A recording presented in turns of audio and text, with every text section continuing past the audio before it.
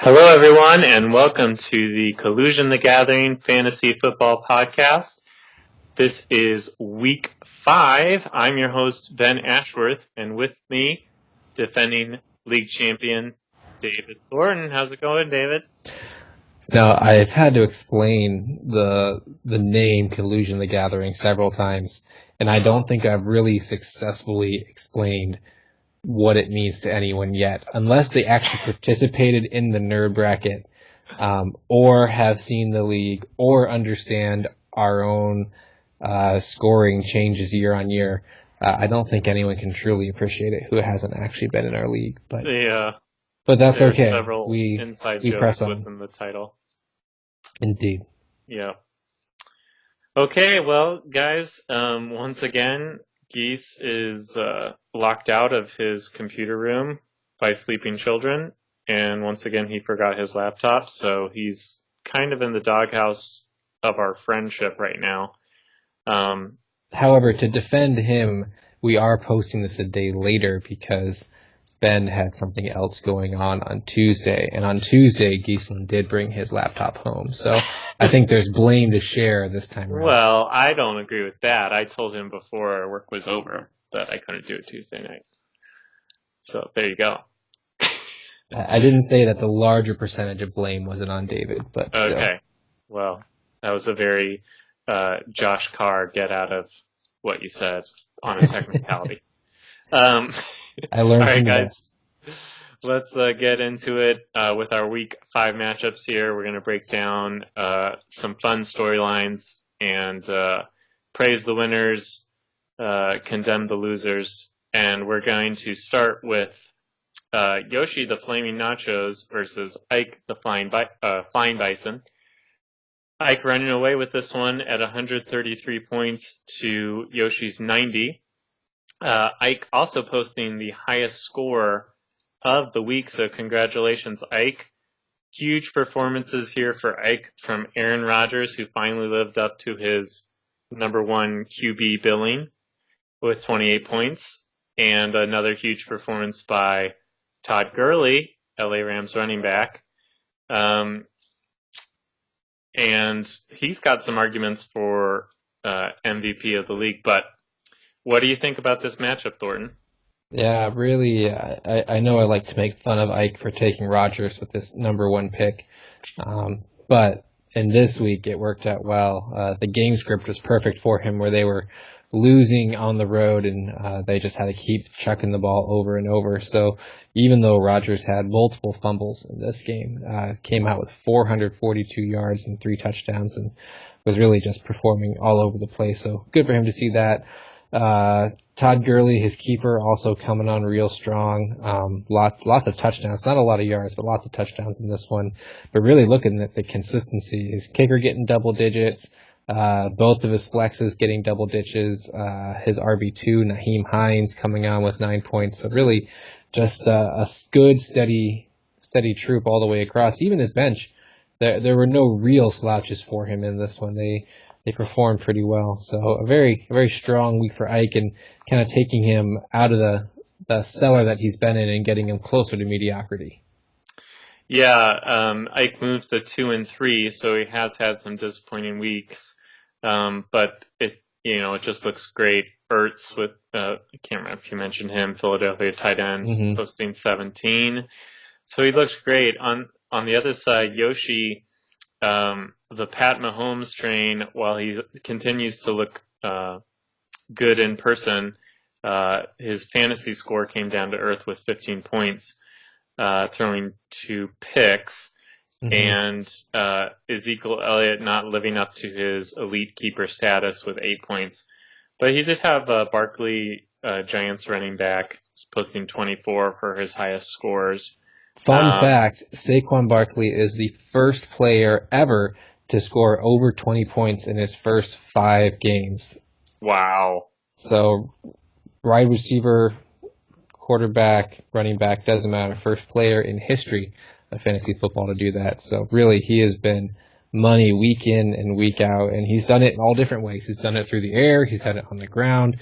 He's got receiving touchdowns, rushing touchdowns. He even had, I don't know if you saw, he caught a 51-yard touchdown from Odell Beckham Jr. in this game. Oh, wow. Where they did almost crazy. a fake play out to Odell, and then Odell chucked it all the way across the field to a wide open Saquon who just outran everyone down for a touchdown. Who has Odell on their team? Do you remember? I don't know, actually. I know that We'll come. Oh, it looks like Callie does, and we'll get to that later on. Okay, that's really funny. He's got a passing TD then. He does indeed. Yeah. When you say 20 points for Barkley, is that like in real life scoring or? No, in fantasy in standard fantasy scoring. So that would actually because our league he's not showing 20 in standard PPR okay. forming, which according to ESPN is what they consider the standard now, but Yahoo does not. So yeah, as a PPR running back, he really has been good. You look at some of the choices that Yoshi made. He really didn't have a lot of great options on his bench. I guess he had a better defense on his bench, but can't blame him for starting Minnesota. And Russell Wilson finally came alive, and you can't blame him for starting Mahomes. So, right. Just a poor week for Yoshi all the way around. Yeah, we had, but not as poor as others. Which that is true. That's true. You and I on the call. No slouch. Yeah. So Ike is gonna win with 133 over most people. So congrats to Ike. One last point, I like to do my, I guess, weekly QB roundup in whatever matchup. I mentioned on the podcast last week there were 8 quarterbacks who scored 29 points or higher. The highest being all the way up to Mitch Trubisky with like 45 or something ridiculous in our league scoring. This week, week 5, we went from 8 people above 29 to 0 above 29, and Aaron Rodgers at 28 being the highest scoring QB of the entire league. And I think part of that is that people are finally figuring out the new tackling rule and how to tackle well. You're also seeing less of those ridiculous roughing the passer calls, which kind of extended a lot of drives. Also, one thing to keep in mind, there have been so many overtime games this year, so many more than normal. That gives you the extra time, both as a quarterback and as other players, to rack up extra points, including there have been 3 ties this year, so that's a full extra bit of overtime. And extra fun fact, I don't know if people realize this because they didn't really publicly talk about it, but they actually changed overtime rules this year to go down to 10 minutes from 15 minutes. Right. So that also, I think, has helped in the tie, since you have a third less amount of time in overtime. Great. Okay, well, let's move on to our next matchup, which I consider to be, it was the closest matchup of the week, so it's interesting in that sense. Straight cash, homies, Dornbush defeating James. So Dornbush scoring 110 to James 99. James was the last undefeated, the only undefeated, at 4-0, and he falls to 4-1. So we have no undefeateds left, and we'll get to it, but he has been passed in the standings and now second place overall. Dornbush moving up to 3-2. James falling to 4-1, but obviously still ahead overall. What stands out to you on this one, Thor? Yeah, Cam Newton has been so hot and cold. When he's on and he's getting his rushing touchdowns, he's almost unstoppable. But then, he'll have these games where he comes out and really, he does have 2 passing touchdowns, but only 2 picks. He only passed for 237 yards, so really kind of coming back down to earth. But I guess what's good for him to see is that Antonio Brown finally lights up the stat sheet. I know he described his relationship. This is all James Wagner's team. Yeah. Antonio Brown described his relationship with Ben Roethlisberger as spotty Wi-Fi. Yeah. So it's good to see that their Wi-Fi signal is actually strengthened now, to the point where he got over 100 yards and a couple touchdowns. Yeah, so that nice was good. Millennial metaphor. Indeed. That was good to see, but he didn't really have any terrible performances. Maybe Golden Tate underperformed, and I guess the Well, Rams the defense. Rams The Rams defense, defense, 0. that's true. That does hurt. But, I mean, he But still scored almost 100. It's not like he was like you or I who just, fell off a cliff this week. yeah, So yeah, 99, nothing to sneeze at. I mean, multiple players above 10 points. And you mentioned Antonio Brown, but Dornbush had a good week. He looks like he had a toss-up start, either Andrew Luck or Phillip Rivers for his QB, and they're very similar, but Luck coming ahead with one more point at 22 points to Rivers 21. And he's gets the benefit of Yeldon, the backup running back, TJ Yeldon for Jacksonville, feasting that Leonard Fournette is injured. Sorry, Jake. and Corey Grant, the other backup, is injured too. So I didn't know. now he has it all to himself. They actually just signed Jamal Charles, the future Hall of Famer, off of the street. So that I don't think that should scare him for starting TJ Yeldon again. It's definitely a run-first offense, and with their other two legitimate backs out, it's going to be the TJ Yeldon show all day long. So that's a good pickup for Dornbush, and a good start. Although in this game, if you look at Dornbush's bench, he I was just benched going to say Devontae Adams 20 points, Phillip Rivers 21, Kenyon Drake finally bust out at 17.5, Mark Ingram 19.3. I mean, really, his bench outscored most of his starters in this game, and yet he still came away with the victory. So just a great, strong week for Dornbush all the way around. Wow. Yeah, if he had not won, he would have been kicking himself because basically three of his players that weren't quarterbacks had the highest. Well, I guess not Yeldon, but at least two of the players.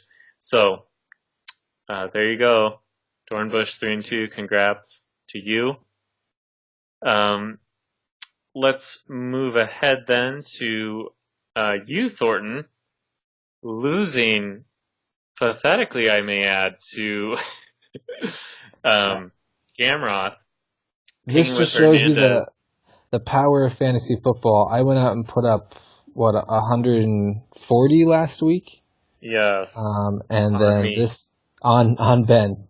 When Ben scored 127, I scored 140. When I had the second highest score in the league. And this week I go out and score 68.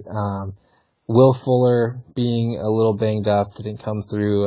Michael Thomas, well, not bad, has not had a great couple of games. And then the big blow, Alvin Kamara, who had been scoring so many points for me, really kind of relegated into a secondary role as they put Mark Ingram out there.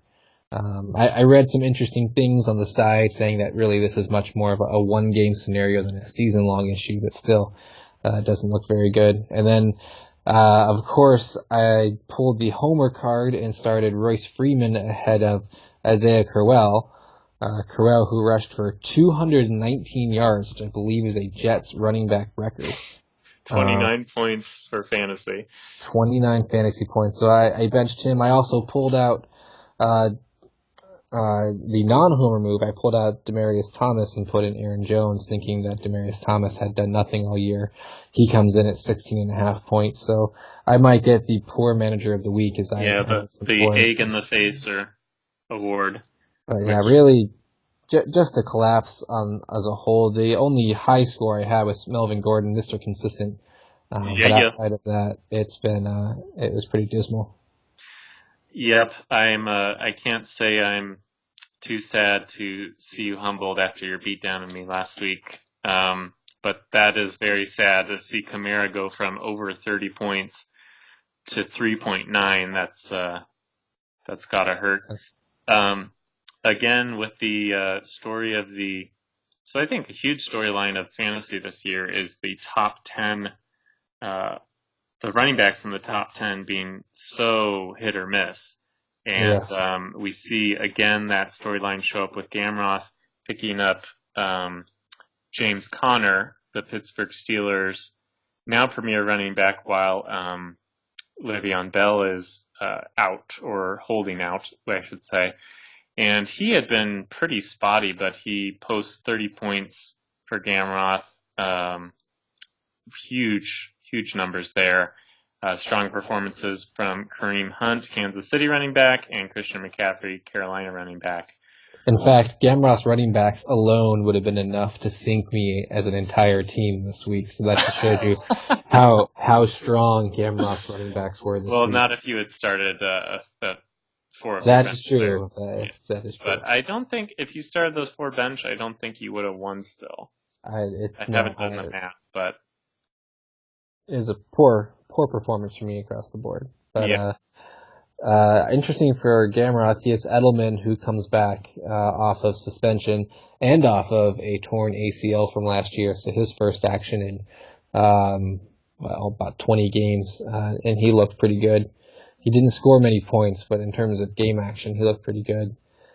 Julio Jones, really, that for some reason that whole Atlanta offense couldn't get it going. Pittsburgh had been so terrible defensively this year, and they found a way to clamp down. So Matt Ryan, Julio Jones, just not quite there for him. But thankfully for Gamroth, his running backs were there to pick him up today.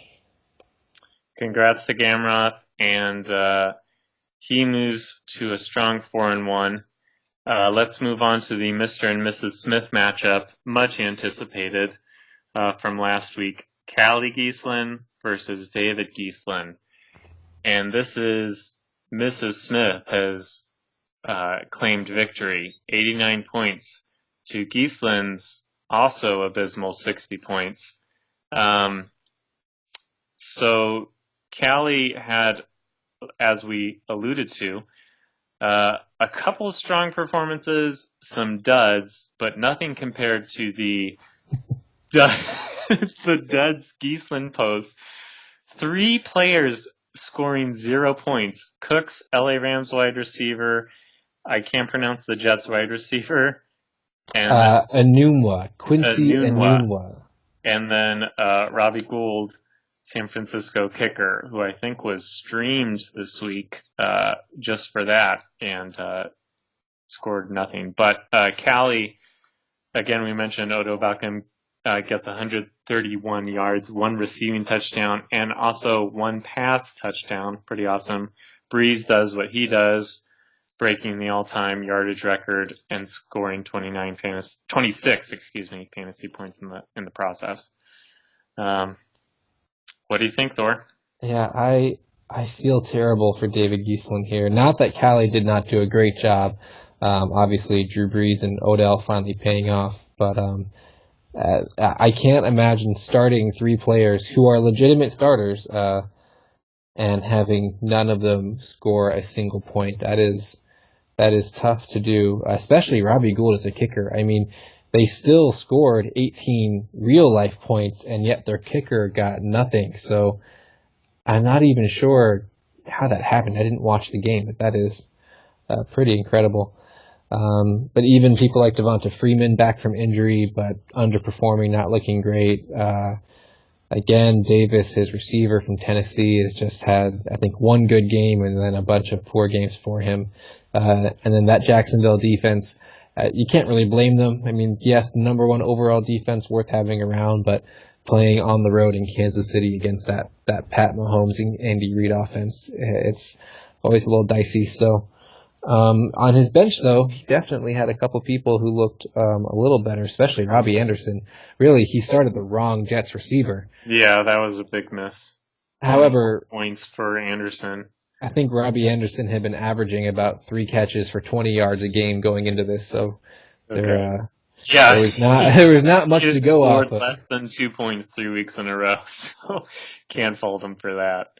Yeah, so just a poor week for David all around, but good job, Callie. I think she might be the lowest scoring winner of the week. Is that correct? Yes, I'm pretty sure. I do have some concern for the Gieslands' long-term health.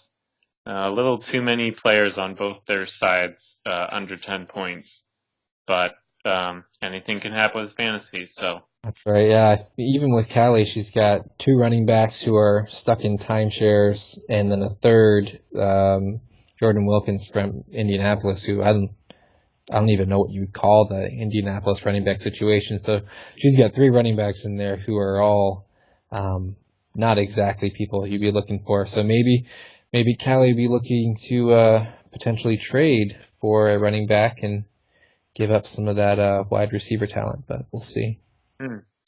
Well, yeah, I picked up Hines. Looks like the number 1 running back for Indy right now. I picked him up off the waiver wire, which I was kind of targeting him, but he did come down a little bit to earth from his week 4 performance. But good for Callie. She moves to 2 and 3. Giesland drops to 1 and 4.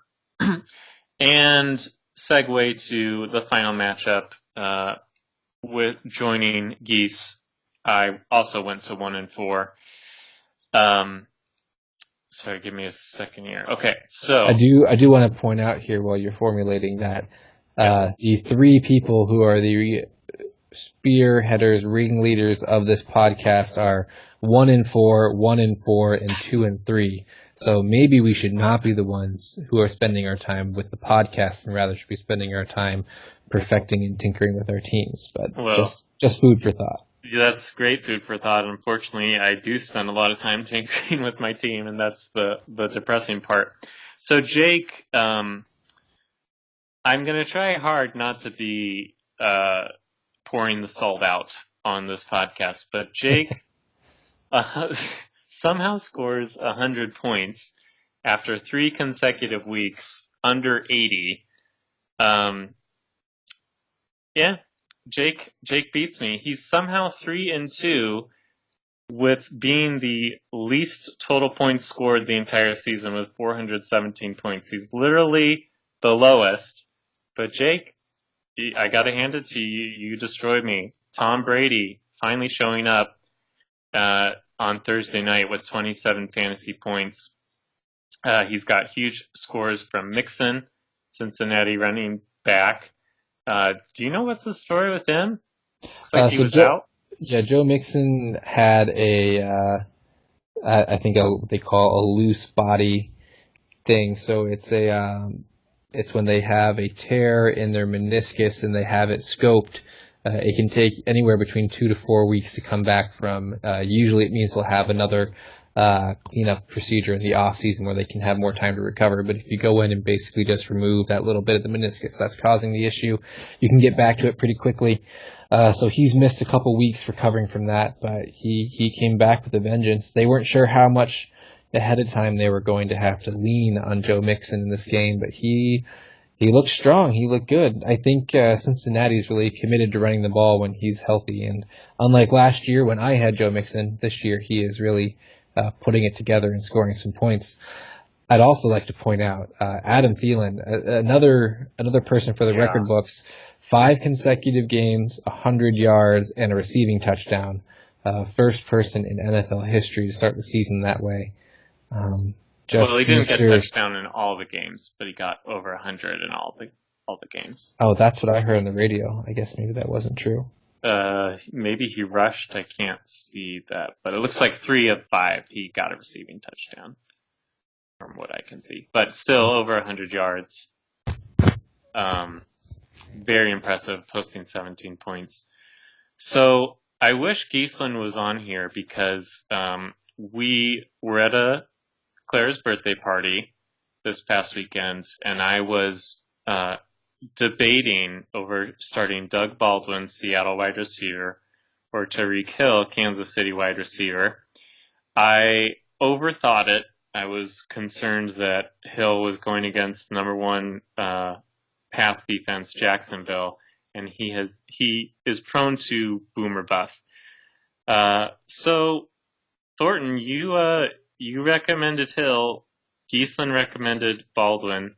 Now, to be fair, I was leaning Baldwin anyway. Ended up starting him. He scores 0.1 points. Hey, he did not get 0 points. That is better than 3 of David Giesland's starters right there. That's true. Maybe that proves why I shouldn't take Giesland's advice. Hill posting a respectable but not great 8.7. That wasn't the difference in me losing or not losing, but it was a feel bad. And if you remember, I told you something that I found valuable from a real fantasy football podcaster for a professional company, and they typically say, now granted it's a little different because we have no tight end and we have 2 flex spots, but typically when you're looking at your flex, it's usually better to try and go for someone who has that big boom or bust potential rather than someone who has a little bit higher floor and a little bit lower ceiling, because typically your flex spot, your last man on the roster, is not going to lose you your league if he only scores 2 or 3 points, or in this case, 1 point. But the boom person who goes out there and scores 13, 17 points is more likely to win you the week. So in general, people would say for an overall draft strategy, when you're getting down to that final spot, try and pick the one who is going to have that most boom potential. That being said, Doug Baldwin is the number 1 receiver with Russell Wilson at home, so you would figure that even coming off of an injury, he would have done something more than 10 yards, but I guess that, or 1 yard. Right. Yep, that's good advice. I will be starting Hill in the future until something crazy happens. But Jake posting a strong point finish, and it's got to feel good for him. He has had some bad luck with Leonard Fournette, as we mentioned before, being his number 1 draft pick, I believe. I was victim. I really just can't find a kicker. I've been trying to stream kickers, and basically I pick up a kicker that's done well. They kind of do a dud the week I have them, I job them for another, then they come back up. But I was a victim of the infamous Mason Crosby Green Bay kicker who missed 4 field goals and 1 extra point. So he had been scoring over 10. Well, he'd been up there down, I guess, but only scoring 4 for me. And in a game for real life football in which the Packers only lost by 8 points, right. Missing 4 field goals and an extra point is pretty substantial. So It is hard to have a worse day as a kicker than Mason Crosby. But also interesting looking at the flip side, the kicker for Carolina who goes out there and kicks a 63-yarder to win the game as time expires. Truly amazing. Ties the NFL record and destroys his career long, and really a great story. And you have to feel terrible for the Giants who, went all the way down, scored, and thought they had the game in hand just to lose on a last-second 63-yard field goal. So Ouch. You never know. Kickers come and kickers go. There you go. Okay, well, those are our matchups. Let's go to the standings. We now have a very close first and second. So Gamroth moving to first place overall. Congratulations with 4-1. James in second with 4-1. They're the only 2 4-1 managers. They are separated by 1.1 points in the total season scoring. So an extremely close top 2 there. Followed by third place, we have Dornbush after a very strong showing this week at 3-2. We also have 2 other 3-2 players with Yoshi and Jake. So again, the podcasters here, we're struggling to move up to that upper half. Maybe we'll do it in the future. Next week we have me versus Callie, Giesland versus Dornbush, Gamroth versus Jake, Thornton, you are going against Ike, and Yoshi is going against James. Any thoughts here about the manager of the week, Thornton? It's hard not to give it to Gamroth with his strong point total and then taking over first place in the league. That is true, although I do feel like, I'm trying to remember who it was now, who had a strong win, and then their bench was also very strong. Dornbush. So I also would say Dornbush, starting to move up in the rankings a little bit and just having a strong all-around week. Plus, I hate to give someone an award for the week when they're such a Tom Brady fan. Well, there you go. I guess I will join you with Dornbush. The only knock is that he technically could have gone higher by leaving He those. could have. So, but But let's give it to Dornbush. It's a there you strong go. move for him. Coming from people who have zeros and .1 point starters, Dornbush looks like an angel, like a god in this one. So. Oh, there you go. Okay, congratulations, Dornbush, on being the manager of the week. Anything else we should cover? Let's try and stick to football because baseball is too heartbreaking right now. Oh, yes, so. sorry, Mr. Yankees loss. I'm very sorry for your loss. I appreciate that. Thank you. No, I think we are good. We can hope to see you all next week. Maybe we'll even have an appearance of David Giesland. Who knows? Who knows? All right, guys, that's it for us at the Collusion the Gathering Fantasy Football Podcast. That's it for week 5. Everyone have a good week and good luck in week 6. Over now. Peace out.